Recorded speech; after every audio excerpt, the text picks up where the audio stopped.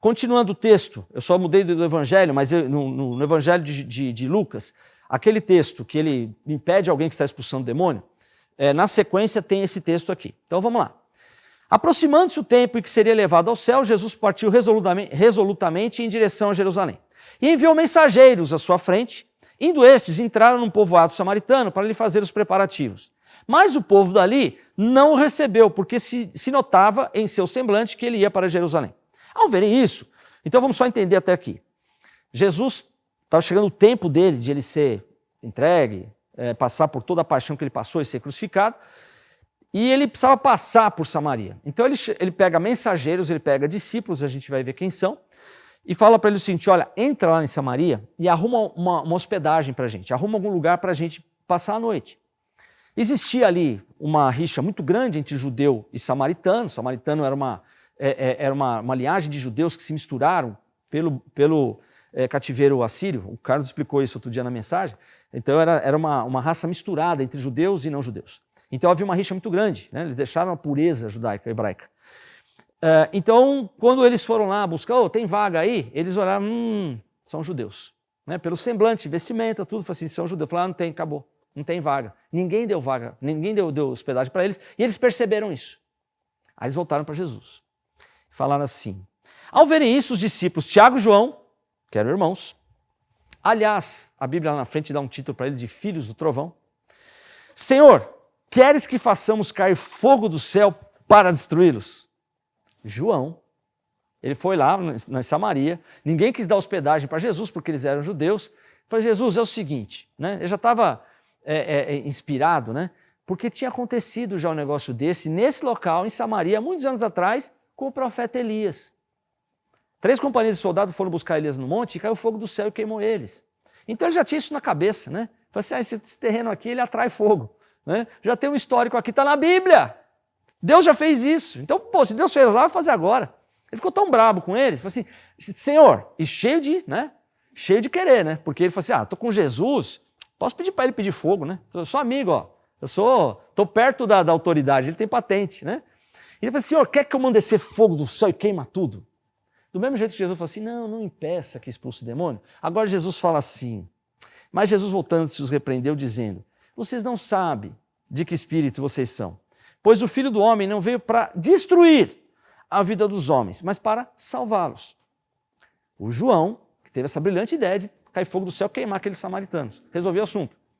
Então, olha só, embora João se achasse dos nossos, a tropa de elite, o BOPE de Jesus, e que ninguém mais que fosse diferente tinha o direito, nem esse código de conduta dele, comportamento de João e os discípulos de Jesus, era suficiente para transformar o coração deles.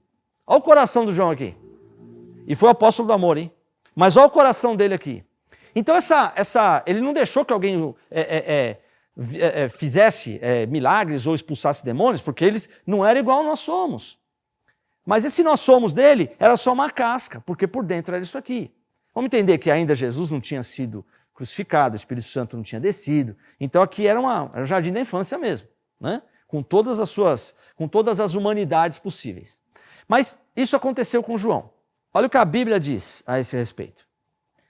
Isso aqui é Colossenses, carta de Paulo. Já que vocês morreram com Cristo para os princípios elementares desse mundo, por que é que vocês, então, como se ainda pertencessem a Ele, se submetem a regras? Não manuseie, não prove, não toque. Todas essas coisas estão destinadas a perecer pelo uso, pois se baseiam em mandamento e ensinos humanos. Então essa prática, né, de que você tem um código de comportamento, e esse código de comportamento é o teu ponto B, você era o ponto A. Antes de me converter, eu era daquele jeito, né? Era a minha foto antes de se converter, mas agora, olha como é que eu estou, né?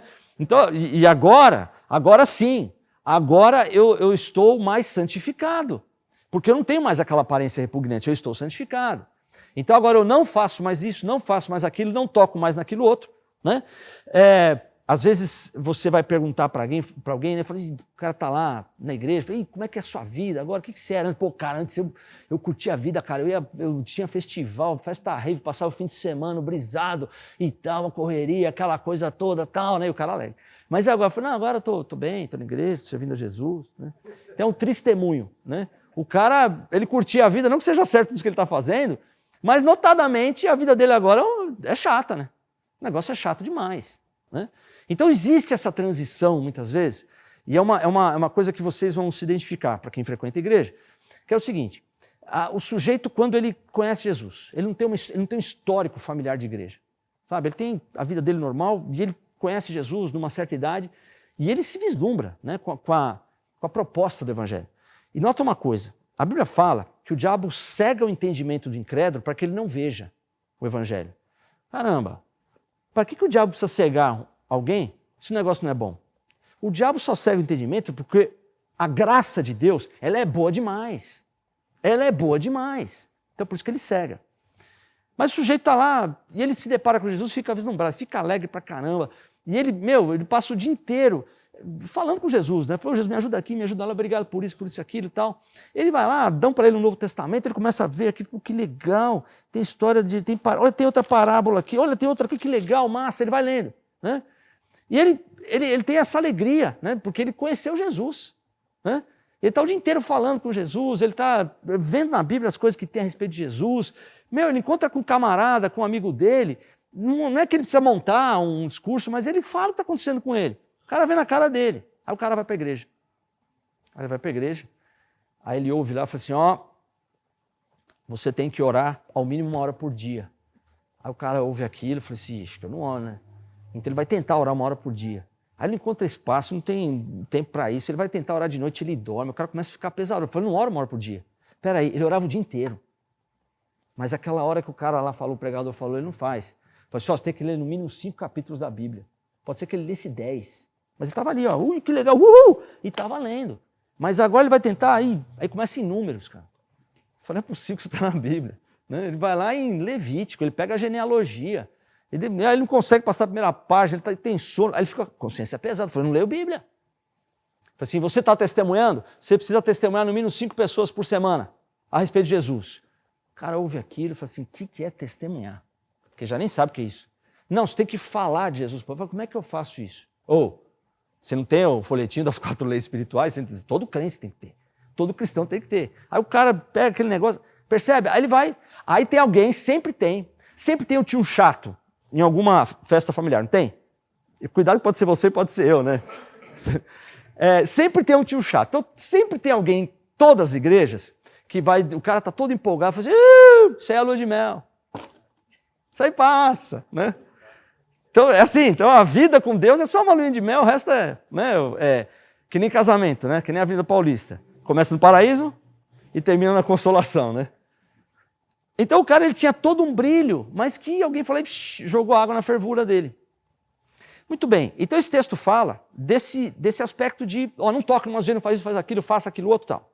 E ele diz assim no verso, presta atenção no verso 23. Essas regras têm de fato aparência de sabedoria. Então toda regra de santidade, ela parece bacana. Com sua pretensa religiosidade, falsa humildade e severidade com o corpo. Presta atenção, que está em amarelo. Mas não tem valor algum para refrear os impulsos da carne. João sendo do time de Jesus, falando a gíria do time de Jesus, vestindo como eles se vestiam, com a mesma agenda deles, ele com aquilo lá não podia refrear a carne. Não dá. Essa parte comportamental exterior não refreia a carne. Então isso aqui está na Bíblia, né? Isso é uma coisa de 2000 anos atrás, mas que está muito atual, de todo esse conjunto de normas e procedimentos para o comportamento, isso aqui pode ter uma beleza, isso pode ter um valor para a sua satisfação, né? Mas para refrear a carne, sinto muito, isso não funciona.